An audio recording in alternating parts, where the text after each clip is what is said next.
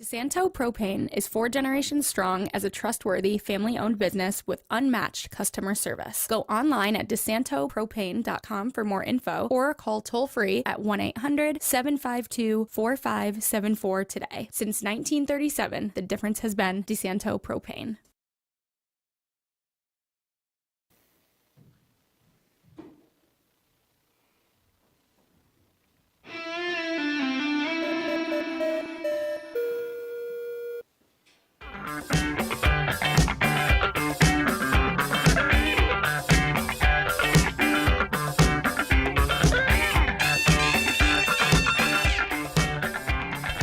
All right, everybody, welcome into the FL1 betting podcast here on FingerLakes1.com.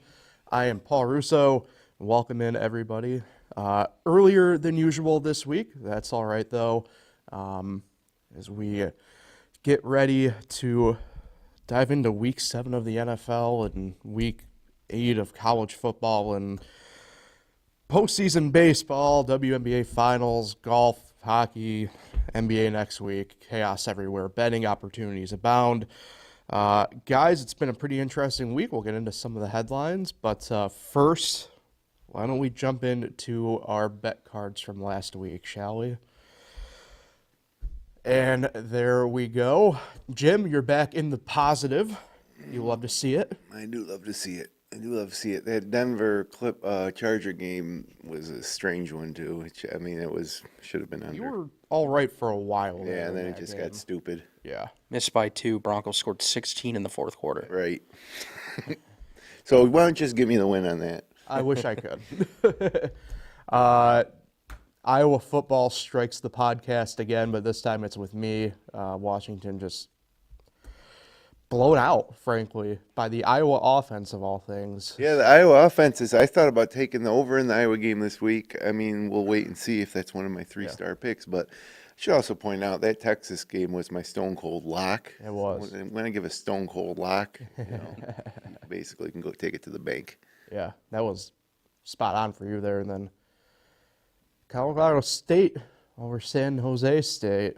You were locked onto that one pretty well, too, from the jump. And you were ahead of the curve on that one because I saw that one coming around as it got to Saturday night, and you were one of the first people I saw jump on that.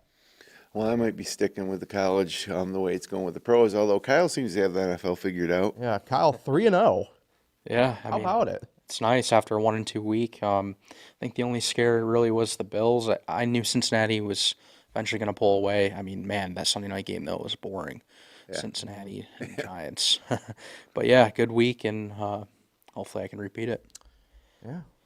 College for me backfired, but we got one win with the Buccaneers, so we'll take it. Utah, going to be minus Cam Rising again for the 10th straight season to wrap up the year, so, oh well. What are you going to do? It's pretty interesting. Kyle, you mentioned Buffalo. They were part of the news this week. Trade with the NFL, not at the deadline, as I jinxed it on Bills Weekly. I talked about how the NFL deadline usually isn't whatever, and lo and behold, we have Devontae. Within an hour after podcast, Cooper signed, and we had mentioned that we were looking at possibilities, and Cooper was our prime candidate, seeing Adams was going to the Jets, and we were wondering why the Bills didn't try to get Devontae Adams, although he probably wanted to be reunited with Rodgers. But, here we are. And then you saw the line move immediately for the Bills. Yeah. It's like 9 now, isn't it? They're 9-point favorites? Yep. Yeah, is it? It's a lot. I saw 9.5 now. Yeah. I It's saw going a up. couple different. So My rule of thumb is anytime you get a line in the NFL that's over a touchdown, you got to look at the underdog. Yeah. I mean, NFL games just are not generally, unless you're playing the Cowboys, they're just not generally going to be double-digit, no. results. In fact, I'm pretty sure, as far as I know, unless it drastically shifted overnight on a couple people, I'm pretty sure the Bills is still the biggest line of the week, as far as I'm aware. Yeah, it was. So Yeah, Panthers, Commanders, it's 8. So I think that's – they're all really low this week. Yeah, I found it tough looking through. They seem to be pretty accurate as to what I like to look at the slate of games in the NFL more so than college because there's too many games in college. But I like to look at the slate of games in the NFL and like put my own line on it, and then see how that compares to what the Vegas line is. Right. And this week there's pretty much all I could see. I don't really have a ton of games where I feel like that you have an edge taken aside. Yeah, honestly, and I struggled with it yesterday a little bit, just picking head to head on the stuff I do with Nick. Like a lot of there's a lot of toss up feel type games this week, and that frankly for me kind of made it difficult. I'm not to give too much away, but like I'm doing I think what is my first over under bet of the year, at least on the podcast anyway. Like just one of those things where it's like trying to figure out where you can get an edge. And even like for me, I said it the past couple of weeks, I've been doing college a lot more, and even in college this week, there's not a lot of easy outs, easy paths, to I got select some for you But on the college side. we'll take it. Jim, you kind of mentioned it too. You saw how the lines already shifted for, especially like the Bills this week. And the Jets. And the Jets. So it'll be pretty interesting. I haven't looked a ton at the futures right now. I'll pull them up here really quick. I personally don't think that, a signing of Cooper or Adams should move any line.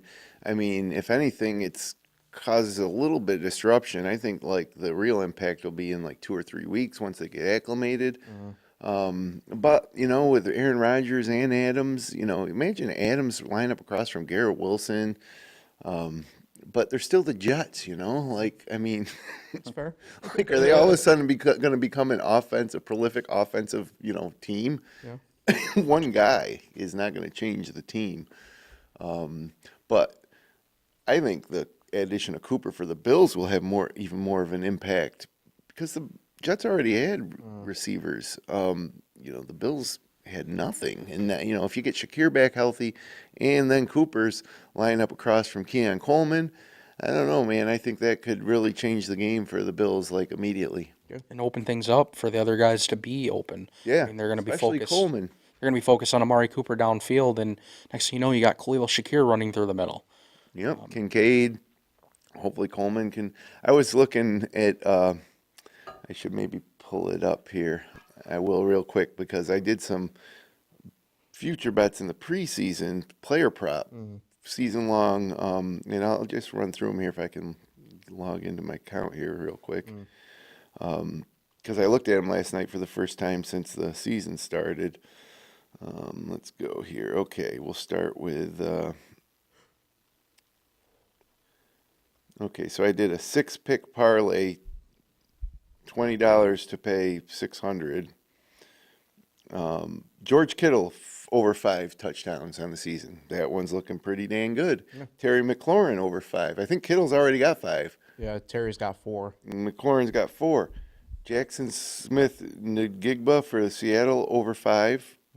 I don't know how he's doing. I don't know if he's Seattle's weird. We'll circle back. Keep going. We'll come back to that. And then Jalen Waddle plus 5. That took a hit with Tua, but I still think he's going to get it. Devonta Smith 5. I think he's already there, close. But the one that's going to hurt me is Keon Coleman, over 5 touchdowns. But a lot of season left. I think Coleman's got 1. Yeah, he's got 1. Yeah. And Jigba, you said you had 5 for him. Yeah. He's got 1. Yeah. So those two got to pick it up for me. But you could get those guys get 2 in one game. Yeah. We're not even to the halfway point of the season yet. So I really like those bets. Of course, when you do something like that, injury could really kill you. If one of those guys gets hurt, your parlay's dead.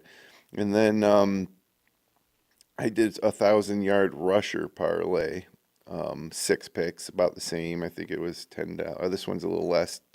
Well, I only bet 10. 10 to pay $374. Jonathan Taylor over 1,000. Injury sidelined him, but he's already got 400 yards, so that one's not dead yet. Barkley, Breece Hall, which isn't really looking that great, but, a couple big games, he can get right back into it. Again, they're playing an extra game. 1,000-yard rushers are way more common than they used to be. Bijan Robinson, and Derrick Henry, who's probably he's got 700 already. But the one that's going to kill me is Travis Etienne. I don't know why I went with him, but that's going to be the parlay buster unless either maybe Tank Bigsby gets hurt, Jacksonville turns it around. And then I have a 3-pick parlay that is looking pretty promising right now team-wise. This was $20 to win 100, but I got San Francisco 49ers under 11.5 wins. They already got 3 losses. I got Denver over 5.5 wins. They have 3 wins already. Maybe you get their 4th. They're 3, and they maybe get a 4th against New Orleans this week. And then I have the Giants under 6.5. Which that actually Giants have been maybe doing a little better. Yeah. I think they have 2 and 4. 2 and 4. So yeah, I don't know. That's just interesting because I almost forgot I placed those bets back in August or whenever I did, and they're looking okay. Yeah, it's the beauty of futures bets, right? Mm-hmm. A season long of enjoyment. Oh yeah. All right. Want to make some picks for the weekend? Do some immediate bets, if we will. All right. That's why we're here. Kyle, 3-0. The floor is yours. Yeah, let's start off with the Eagles. Whoa. -3 at the Giants. I'll go my second one. We all predicted. I thought the Bills would win by double digits, and that's what I'm rolling with. -9 against the Titans. And then I don't know if this is surprising, but I'm feeling this. I'm taking the Lions money line at home or on the road against the Vikings. I think the Vikings are going to lose their first game this Sunday at 1:00. But you want them for this purposes? You want them with a +1.5? Nah, I want money line. It's better payout, and I think the Lions are winning But straight for up. this purpose, we're only getting I would hate to. I don't care either way. Giving him to him on the money line. He's up 16. Yeah, I mean, hey, Sure. I mean, in his defense, even compared to 18 hours ago when I took a look at it, it is shifting very rapidly to the Lions' favored. So, Yeah, well, I'll tell you. I mean, look at that game. The value might be. I mean, if when you're actually betting here, if you jump on it right now, the value is probably Detroit money line. So I liked. I looked at that game and yeah, I mean, but Detroit's coming off basically a scrimmage against Dallas, right? yeah, So now they got to play a Vikings team who some will argue is the best team in the NFL, coming off a bye week. I do, not to interrupt, I do have a better line for Kyle. I can get the Bills at -8.5 for you. yeah, I'll roll with that for sure. Attaboy. There you go. So There you have it. all right, Jim, floor is technically yours. I don't know if you want to defer like you sometimes do, or if you're gonna. No, I'm gonna go. I mean, we might match up on a college game here, because I'm gonna go with 3 college games this week. Ooh. First of all, as many who watch this show are loyal listeners out there know that I roll with certain teams, and I'm going to continue to roll with the Miami Hurricanes -5 at Louisville. Get you 4.5. I'll take it. I'll take everything I can get. Louisville's 4-2 with their losses against SMU and Notre Dame. Certainly not bad losses, but Miami's undefeated. They have national championship aspirations, and I think they're a much better team than Louisville, and I think they're going to win easily. All right. So that's one of them. And then I'm going with Bowling Green -20.5 at home against Kent State. Look, Kent State's the worst team in the country, right? Yeah. I mean, among the handful of worst teams, but probably maybe the worst. They allow 49 points per game. It's like the worst in the FBS by 5 I can get points. you a flat 20 for the Falcons. I'll take it. I'll take it. And Bowling Green's only 2-4, but they kept it close against Penn State and Texas A&M. They were both one-score games. They've been a weird enigma out of the MAC this year. Well, I think they're just going to, beat up on Kent State. Yeah. I mean, I don't see how a team can lose by 7 at Penn State and 6 at Texas A&M and not blow out Kent State. But we'll see. That's why they play the games. And sticking in the college ranks, I'm going over 41 points in the South Carolina at Oklahoma game. I odds makers hung a low total on this one, 41 in a college football game. This is it seems low, and I'm sure it stems because the Sooners scored 3 points against Texas last week with a freshman quarterback. But let's be honest, Texas defense is probably one of the best in the country, and I think, after playing a game like that against a team with a defense like that, the number one team in the country, you come home to take on a South Carolina team, it's just going to seem easier. Yeah. Everything's going to seem easier. So this week's game's totally different, animal than last week against Texas. And then you got to consider that both these teams have offenses that are, pretty capable overall. South Carolina scored 33 in a 3-point loss to LSU, 25 in a 2-point loss last week against Alabama, scored 50 against Akron, 31 against a good Kentucky team. So 41, I don't know. I think they're going to cruise by that. So I'll take the over 41, South Carolina, Oklahoma. And then the only one NFL game that I was considering was the late Monday night game. Cardinals plus 2.5 against the Chargers. But I'm not going to touch it because I obviously can't predict the NFL this year. So we're going to stay away for a few weeks. Yeah, so we get late night football again. We kind of talked about it last week. I think this is the only one they're doing, but still cool. 9 p.m. start. Yep. So it'll be over at midnight. If we're lucky, yeah. So, but yeah, I like it. The only thing I don't like, it's on ESPN Plus, so you can't even really? flip back and forth. Yeah. If you're on streamers, you got to log off of your YouTube TV. They aren't even allowing the Manning cast to look at that game because it's behind the paywall. And it's just so dumb. Yeah.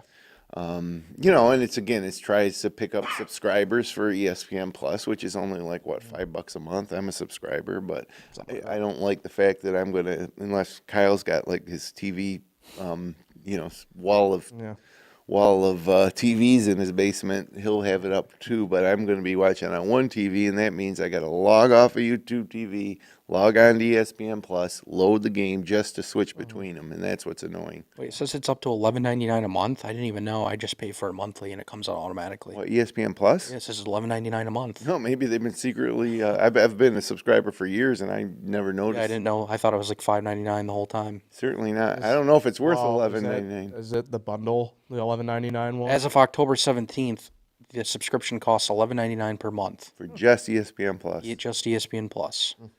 Well, I use it more in college basketball season than I do in any other season. Yeah. So it's worth it for me, but still, it's just annoying as an NFL fan. And part of the nice thing about the NFL is every game is accessible and available, and when they do these one-offs, it's just kind of annoying. Yep. Hey, speaking of one-offs, why not make my picks? I only have one college game this week, and that's Missouri -4 against Auburn. You love betting Missouri games. Yeah, we'll see how they burn me this week. Yeah, you haven't been too successful with it. No, but I just... Hugh Freeze is one of my least favorite people I've never met in my life, so if I can go against him at any point, I'm going to do it. I'm kind of riding with you, Kyle, in a way. I like the Tennessee-Buffalo game over 40.5. Just the way... So the Bills are going to get 30 themselves at least? Probably. That's probably the way I'll get burned on that one. I don't know. If the Bills score 30, you figure Tennessee will at least get an end zone once, kick a field goal. Oh, in theory. And then this one I'm worried about, but screw it. I have a feeling. I'm going to ride the feeling for a change here. I'm going to do the Patriots plus 5.5 against Jacksonville. I like it. I think Doug Peterson might get left on the tarmac at Heathrow. If they weren't in Europe this week for 2 weeks, I think they might have let him go. Yeah. But why fire a coach when the whole team's over in another continent for 2 weeks? But that's also one reason I didn't go with that. And when it comes right down to it, and I do a money line parlay on Sunday for the games, maybe I might include the Patriots. But it is a lot of points, 5.5. But Jacksonville has been over there Yeah. They're settled in. They're acclimated. We saw what happened when the Bills played Jacksonville last year in the second week of the 2-week Jacksonville. And then Jacksonville's just such a surprise. They were expected to contend in the AFC, and they've been horrible. Like, at some point in the NFL, these teams, look inside themselves and, decide that, like, this is embarrassing. We got to do better. I don't know if that'll be this week for Jacksonville.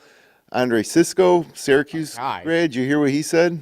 Well, a lot of quit, right? Yeah, he said the team quit. And for a player to say that, it's really alarming. And so, yeah, Doug Peterson is still the head coach, and I don't know if this will be the week because I don't think the team wants to play for him. I think you might want to jump on Jacksonville heading forward after the inevitable Peterson firing as they rally behind whoever they hire. But Big week for Syracuse guys last week. Yeah, Sean Cisco- Tucker. Well, Sean Tucker, NFC Offensive Player of the Week. yep.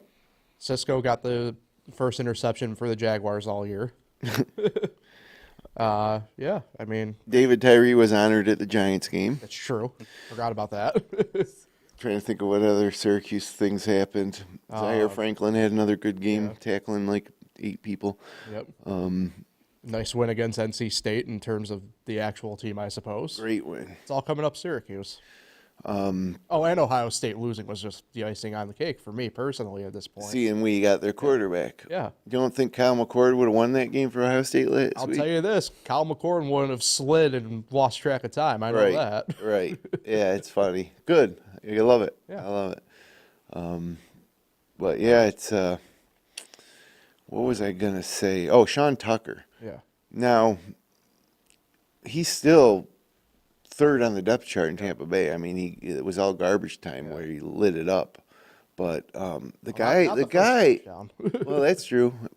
But the guy is like, he's a NFL #1 running back, isn't he? Yeah. I just think he needs to find his situation, his spot. Yeah. I mean, it's tough in Tampa Bay because obviously Bucky Irving now and White when he's healthy is very clearly the 2 option there. So And he only played 11 games last year. He's a rookie. Now he's Only in had his second year. 15 carries for 23 yards. Right. I did not realize that. And then, this year, obviously much better, but a good 143 came all last week, Yeah. right? Or Yeah. 120 at Or, least. Well, most of them, yeah. yeah. I mean, he didn't do anything for the past year and a half until that one game, and then he's NFC Player of the Week. right. Well, maybe he opened an opportunity. They showed him what he can do. Yeah, that's what I say. I thought that when he came into the league that he was going to be a mainstay. I mean, remember James Mungro? Yeah. He had a nice little NFL career. Tucker's better than Mungro, I think. I mean, I think Tucker is, well, statistically, he's one of the best running backs to come out of Syracuse in decades. Yeah. And we've had good ones. Yeah.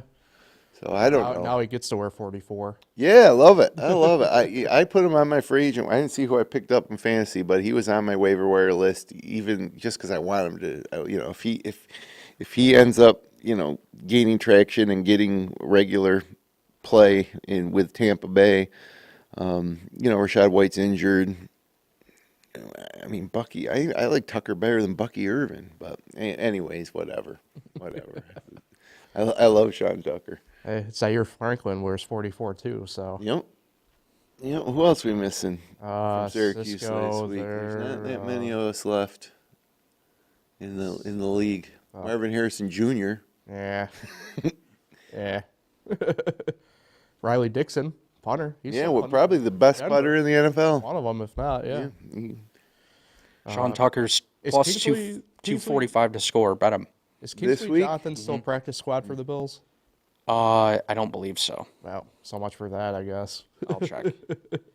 But yeah, isn't that kind of like surprising? Plus Oh. 245 for him when he hasn't played barely. Yeah, it seems like it should be like plus 1,200. Well, I think White's doubtful. That's why. So Tucker would still come in as the number 2, and yeah, good. I'm rooting for him, man. I think. What about Ife, the cornerback for Detroit, Oh, former Syracuse guy as well? yeah, I forgot about him. I don't think there's really anybody else at this point. Yeah, what about an offensive lineman? Justin Pugh's out of the league, isn't he? Oh, he's been out for a while. Not to be that guy, but he's been out for a while. Good for him, though, but Yeah. yeah. Nobody on the Eagles? No. No. Well, anyways, this is Yeah, we're down a weird rabbit hole. All right, let's get out of here. Good luck to everybody. Good luck to you guys with your bets. Hopefully Kyle can continue on just raking in the units, I suppose, at this point. Yeah, if there's one reason to watch this show, it's to tail Kyle's picks. Tell Kyle and fade me and you. Yeah, especially me. Although I believe in law of averages, I think you start fading me now, you'll be in trouble because I believe in the law of averages. You're coming. You've had a couple good bounce back weeks here, so Yep, we're gonna continue this week. needed it. All right, appreciate everybody for listening in and tuning in. We'll be back at next Thursday. Like, share, subscribe. We're on the major podcasting platforms, including Spotify and Amazon Music. We'll talk again next week. Good luck this weekend, everybody.